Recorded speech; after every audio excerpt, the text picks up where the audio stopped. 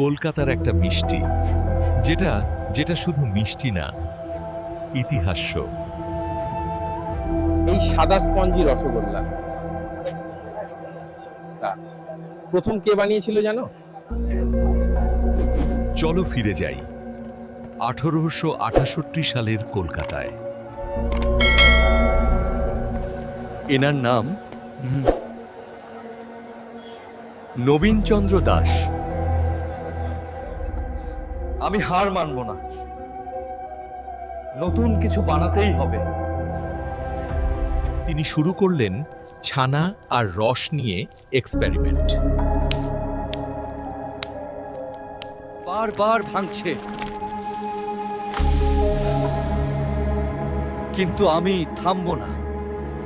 এইবার পারফেক্ট, নরম, স্পঞ্জি, রস ভরা। এটার নাম হবে রসগোল্লা। এমন মিষ্টি আগে কখনো খাইনি। আর এখান থেকেই কলকাতার রসগোল্লা বিখ্যাত হতে শুরু করে।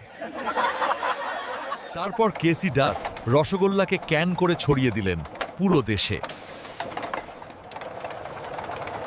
আজও রসগোল্লা মানেই কলকাতার গর্ব। তুমি কি জানো রসগোল্লা নিয়ে ওড়িশা বনাম বাংলা বিতর্কও আছে? কমেন্ট করে বলো তুমি কার রসগোল্লা টিম।